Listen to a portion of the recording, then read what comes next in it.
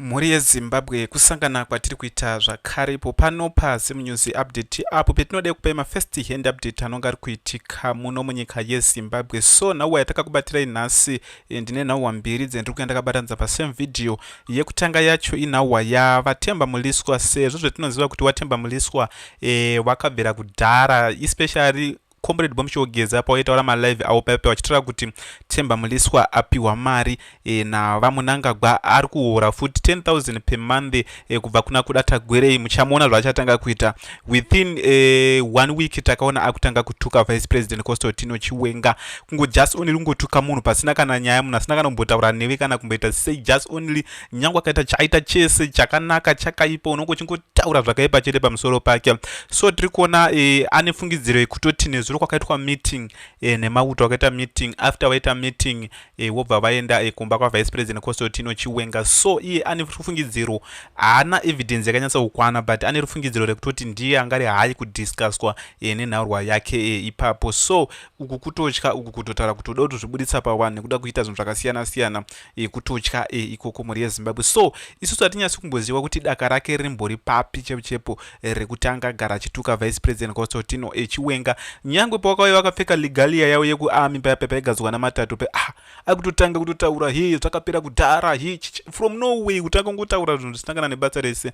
So ane kutya kukuru mhuri yeZimbabwe. Tongokurudzira noti kana uri mutsva pano usabve pano usina kusubscribe, kulike nekushare. So ndichange ndichikuwerengerai pano mhuri yeZimbabwe. Tingadai tichikushandisira AI, but takada kuzoshandisa AI manje inonga yakutaurira mumhino, because kuna vamwe vanoti kuwerenga kwenyu panapa hamunyatsi kuwerenga zvakanaka, mamwe nemawedhi muna musi kunyatsa kuwerenga zvakanaka, but takada kuzoisa AI inonyatsa kurova zvese, but murungu anonga akutaurira mumhino. So mhuri yeZimbabwe hakuna munhu anoziva zvinhu zvese, nyangwe English yacho yokuna naAmerica uko vanotodzinyora vachidzitadza. Munomushiona chaicho tinonyora wandichiitadza, munoshiona tinotonyora tichitoitadza. So hakuna munhu anoziva zvinhu zvese, as long mangu understanda chete kutoti temba muliswa zviri kufamba sei. So tichaenda kunhauwa futi yaJason Timber ndo vamwe vari kuopoza kuamendwa kwebumbiro remutemo, vari kuzviopoza zvakasimba chaizvo. So tiri kuona kuti pagedhi pake nezuro pakaiswa mamaki emax mairi ainge aripo. So afu machiona mamax emax mahombe chaicho kutoti uchitongosvika pagedhi ndozvinhu zvaunotoona, nyange haunyatsi kuona chaizvo unotoona kuti mamaki aya akaiswa paya. So vari nekutya kukuru sezvo zvetiri kuona kuti pese pana pada kuitwa nhauwa zvafana mazuva aya pada kuitwa press iya yekuti 2030 yaifana kuitwa. Tiri kuona kuti manhero acho yayo venue yacho yakabva yabombwa mhuri yeZimbabwe. Ana Jason Timber vainge varipo nanani, zvinhu zvavanhu zvakatopera kutoparadzwa chinova chiricho chiratidzo. Tiri kuona kuti tendai biti chaichai paakataura nhauwa yekutoti we are ready to die nenhauwa yekuchinjwa kwebumbiro remutemo. Kumahofisi ake kwakatofuma kwakakomberedzwa nemapurisa vachiansauta vachiita zvinhu zvakasiyana siyana. So mhuri yeZimbabwe tira kuti tiwerenge tese pano zviri panapa mhuri yeZimbabwe munyatsa kunzwa kuti chii chiri kunyatsa kumboitika. So tiri kuona panapa ndiwatemba muliswa ari kunyora mashoko aya, ipeji ravatemba muliswa. Tichazopinda mucomment section toona kuti vanhu vane miono ipi. So vari kunyora iwo vachiti I have been reliably informed of a clandestine gathering that took place 2 days ago involving several high-ranking military officials, at which I was a focal point of discussion. The meeting attends later visited the vice president's place. Tikuona kuti mauto wakaita meeting kana kuti pana munhu akamuudza here kutoti no mauto wakutora kuti temba muliswa akunyanya kuenderera zvaakuita izvi, which means haangangotangi nekutaura kudaro. So pane runyerepupe raanonga akatonzwa, because kuna kuina vanhu vanonga kutongokuchesitirawo sezvo munoziva kutoti even kana ana hopo chinongono chaiche kuti vazobude munyika vakatochestiwa tondi uchitobva kuEngland iko usadzoke kuZimbabwe nemaminista emuZimbabwe imomo. So vamwe nevanhu vanonga vachitiudzwa navanhu varimwe imomo mhuri yeZimbabwe. So tiri kuona kuti ukaona pakupfungaira pananga paine moto, which means haangangofungidziri kutoti kwaitwa meeting kumauto kuti ndinda ndikunyanya kudiscusswa after wakabva waenda kumba kwa VP Chiwenga mauto yayayo chichi mahigh rankings. So tiri kuona mhuri yeZimbabwe ndo. So tiri kuona pana pakanyorwa kunzi their discontent primarily revolves around my continual public denunciation of specific acts of misconduct, abuse of office, and even dereliction of duty attributed to the vice president. We are actually aware of these and the other political covert convenes among military personnel, which are clearly informed by subversive agendas. Muri yeZimbabwe tiri kuona ndo mashoko atota vanhu vatemba muliswa vari kutaura ivo vane kutya. Wakana munhu ari kutotaura dai anenge aine kutya kukuru kutoti kana paine zvaari kugairwa chichichi wana unobva wamira. Handi mazoona zvafanana munoona vanhu vanenge vari kubatwa yakaenda live kana paFacebook chichichi chimwe ubvadzva kuna kuri kutotya iko kutoti ivo vanhu vacho vanenge vadoto mubato vanobva watotya kutoti vanhu vakuzviziva he chichichi.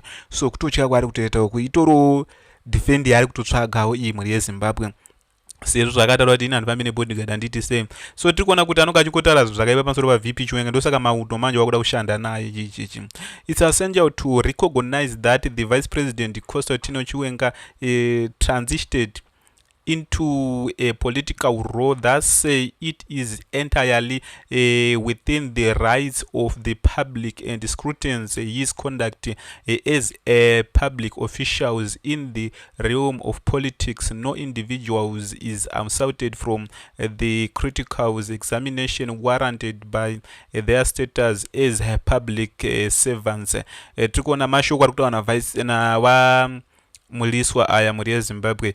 Tiri kuona panapa vari kubuditsa matsamba yakutotya kwari kutoita kutya kukuru chaicho kwari kutoita. Tiri kuona panapa 2, he does not respect the rights, and let me speak to you on this, which is emotional. I'm sad about the women in Zimbabwe because you failed to stand by one of your own. Whether Mary is ndo nyaya yaari anongotaura nezvaVP Chiwenga nyangwe vasipo. Muri kuona ari painterview angotaura nezvaVP Chiwenga, ndosaka muri kuona kutsvagwa nemauto chicha kuda kushanda naye. Is a murderer or not? The children don't know that. They know her as a mother. It is denied. The children have access to their mother. We can't have a president like that. This is emotional for me.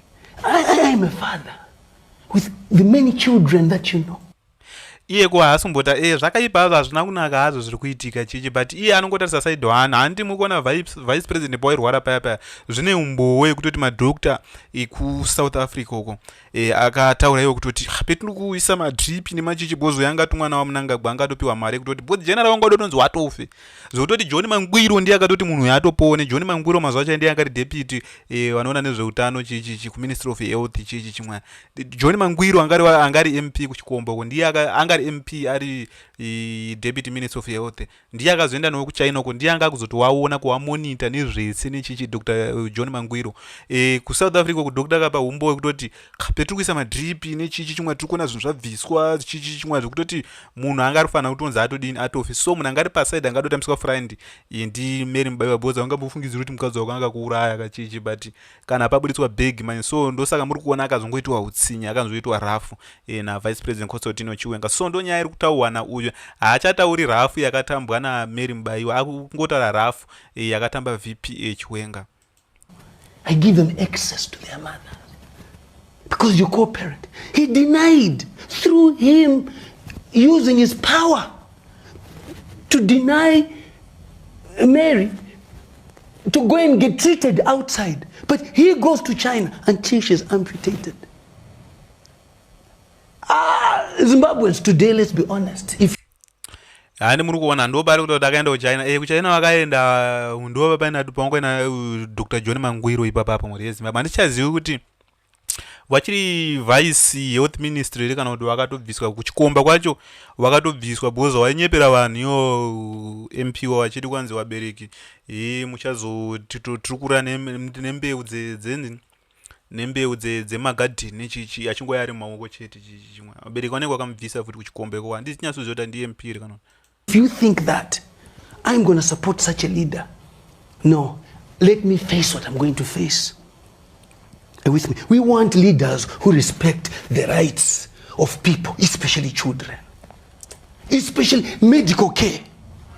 Today he's not attending courts because he's a vice president, because he's a former general. So what example are you giving to the people?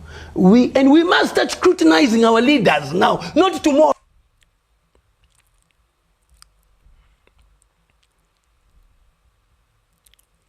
Ndonga muri kuona mashoko ese ari kutaura. My name is Samuel Takawu. I want to understand what Regedzai tipinde mucomment section timboone kuti vanhu vari kuti kudini muri yeZimbabwe nenhaurwa yataurwa na Wamuliswa. Timboone kuti vanhu vane miono ipi nenhauwa iyi. So tiri kuona panapa, so high ranking military officials met and the agenda was sabhuku musazvifonere bambo. Ndiri kutaura panapa chii chimwe muri yeZimbabwe tichange tichingoverengawo muchingonzwawo tichingoverengawo English tinoverenga takada kushandisira AI panapa hazvinyatsi kubuda zvakanaka futi. So tari chingoverengawo kune vanhu vanotishoora vanoti notimiri harinyatsi kuverenga zvakanaka. When politics start happening behind closed doors instead of public platforms, citizen and our rights ask who is really being protected, the country or individuals. Ndiri kuona vanapa muri yeZimbabwe ndo miono ine vanhu iyi. You just want to attack the VP symbol. It happened to ED when he was the VP. Vana Mandi Chimene kudzai chipanga and chokwadi cheche. Kudzai chipanga ndiye akazokumbira akazopfeka juzi reregerero. Pandakaona kuti ahamo futi chimwe ndopa paizonzi navanhu mari yeZANU-PF inonaka. Kuti takaona ahamo futi mudariro chichi. Temba Muliswa loud mouth, ZANU-PF praise singer tuned independence still defending ED and looting while pretending to fight corruption. Serial betray. Muri yeZimbabwe dai kana vanombosecha kachimbosecha mavideo aTemba Muliswa achiri ndiwe panyasoona munhu ka usavimbe nemunhu kuningina achiri MP kunotonhuka achiri individual candidate chichi ari kaparliament kaka not the big parliament yekumount Upton kaka kakasiwana naSmith kana Mugabe kaka muone akutonga munasikadi corruption yanga iye munachiziva zvake kutoti your issues with the VP are very dangerous. Why can't you visit him and iron out the difference? Izvi zvamuri kuita zvine kukuzorikwira midhudhudhu mukati. Tiri kuona vanapa muri yeZimbabwe ndo mashoko ari kutaurwa. Tona amaichero wakaita vadiki sei havatukwe now luku wakupenga pajekerere fai general Chiwenga havauye kumahumbwe wazvinzwa. He only attend to serious government matters. Zvekunyangadzwa umwana Temba Muliswa zinyora it's after money muri yeZimbabwe. It's after money. It's after money. Ndofuka tiri kuona ndo zviri kuitika panapa. Zvenyika zvagara zvinonetsa. Temba Thomas sang that song Jojo. You have been your lie that uri bhuru rinotunga dzese bhururu ngadzingomira ivhu titevere vatongi vachatonga. So tiri kuona mukoma Temba Muliswa imi muchiri weZANU here kana kuti makasiya you interest in ZANU-PF affairs raises a separate of questions which beg for answers. We will end up thinking that you could be part of the parallel government which claims kuti yakachibata kuti zvioro. Ndofunga tiri kuona muri yeZimbabwe ndo macomment section ane vanhu anonga ringoopposa iye chete varingoopposa iye chete varingoopposa iye chete. Sabu keep your passport in your pocket always, cause at one time visiting your bedroom will be too far. Tiri kuona muri yeZimbabwe ndo zvinonetsero zvomatongerwo enyika. Takuenda pacrime watch tione muone nhauwa yaJohn Timber iyaiya. Tiri kuratidze kuti chii chiri kunyatsa kumboitika. Tiri kuona panapa uyize South African angada kumbozama zvipatara zvomuZimbabwe kuti zvakamira sei. Ndo zvangada kumbozama panapa. So tiri kuona panapa wachibvayo our Wicknow Chivayo announced on Thursday that the plans of donate 1 million of Zimbabwe national cricket team after they reached the Super 8 stage of the 220 World Cup. However, he said the donation will only go ahead if it is approved by President Mnangagwa, whom he referred to as the principal. Writing on X, Chivayo said whatever the final outcome will be for the Chevrons cricket team, all I know is that so far I've got that this is my project. Our president Emerson Mnangagwa Papa Jason Timba abamuri Zimbabwe pafuma paiswa zvima X zviri zvibagedhi yari kuchezondiana zvisa manheru X paiswa X zvokutoti nyangwe usina kuita sei unotoona chero kuti padhena pakatomira so. Jason Timba ndiye mumwe munhu ari kuti tiri kuona pa Jameson Timba, a leader of a group opposing the constitutional amendment that would extend President Emerson Mnangagwa's term to 2030, shared this picture saying unknown individuals left these two markings on his gate. He also said the same markings were left of Ibomandaza gate yesterday. Ku Ibomandaza ndiye anga ine venue yakambopishwa mapetrol bomb mazuva aya afternoon. He suspect that making threats directed at leader and members of the Defend and Constitutional Platform muri Zimbabwe. Ndofunga muri kuona ndo zviri kuitika izvi ku Crime Watch. Aya mashoko akatarwa na Vice President Constantino Chiwenga. So tiri kuona apa Chivayo anga inani kwa apa Chivayo ndofunga muri kuona kukinya neurombo kukinya kune ma-election ada kuitwa, but William Ruto uyu president weku Kenya ari kushangwaridzana nemunhu andine urombo neKenya. Ndofunga makazoona kuti Tanzania ndakazotaura ma-election asati aitwa, but makazotoona kuti ma-1 chaiwo. Ndofunga muri kuona Eastern Africa Province Republic tikuona asapiwa passport yeku Kenya kani chii chiri kuitika. At least calculating on social media claims that Wicknow Chivayo was issued a Kenyan passport by Kenyan Immigration Service. Reports further allege that the order of issue the passport came from the Kenya president. Tiri kuona panapa some people believe that the passport was given to Wicknow Chivayo to help him a Kenyan and to Kenyan president still the 20 azandandobokudza izvezvo muri Zimbabwe. Kukinya kune ma-election takaona akari kuchangwadzana neTanzania stereke. Ndichikuudza mazuva aya ndichiti kuTanzania kune ma-election muchaona zvichaitika ikoko. Ndofunga muri kuona munhu akawina ne98%. So tiri kuona nawo akukenya kuna na William Ruto ukoko. Tiri kuona akutozikanwa kuti idictator cheche riri kurowa kuSouthern Africa zvisikatomboite. Still the 2027 election, however, these claims have not been officially confirmed. Normally for someone to apply for and receiving a Kenyan passport, they must have a Kenyan national identity card to be registered on the citizen system. Tikuona muri Zimbabwe Kenya yatoita minyama chaichaipozi makwana zvatopindwa na Chivayo chete kanonga atoma 1.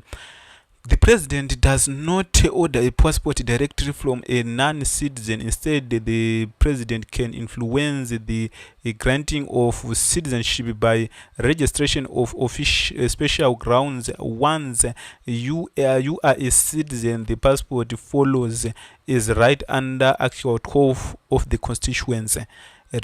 Normally, for someone to apply for receiving the Kenya passport, they must have a Kenyan national identity.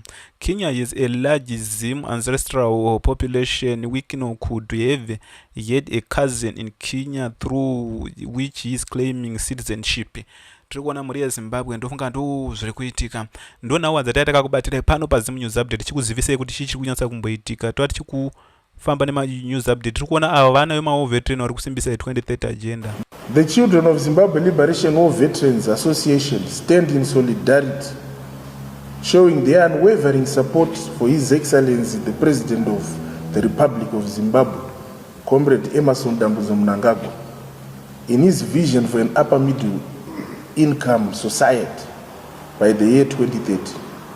The appetite and desire has been necessitated by the economic growth and numerous developmental projects that have sprung across the country ever since inception of the Second Republic in the new dispensation.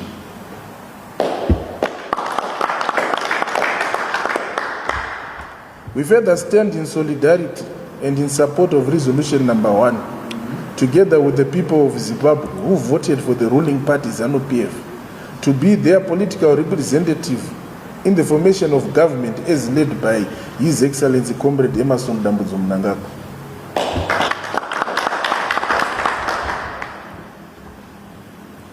We formally and unequivocally express type vanhu vari pakona amba vanooneka chingomanikidzwa sinzi vananga vasikangodi ichi chingomanikidzwa nzi handei tonoda press conference chakadai so wave makamera uyai majournalist uyai mutitori muise machannels enyu.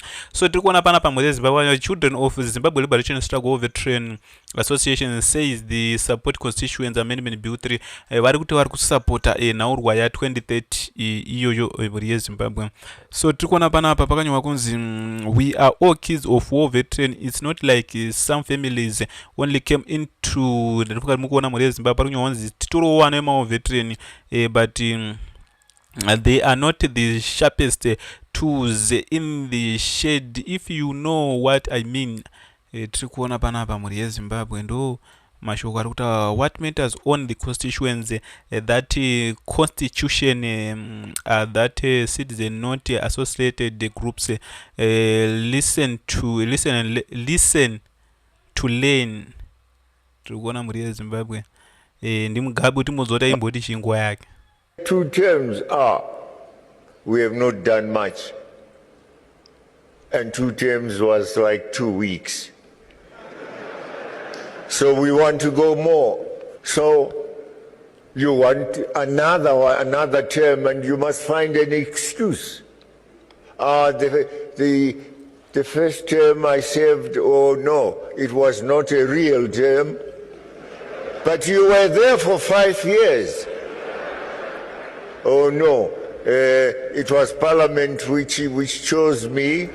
Handi mukuzwana apa atombotaura zvekuopozwa nevanhu because iwo tiri kwanzi yange siri utemu ndakavhiringidzwa nemacorona virus ndakazovhiringidzwa necyclone idai but yakuti tongasotofa yange siri temu ngongo wakatokuti achimomira chimondimisa kuita president uku wangongori president chete.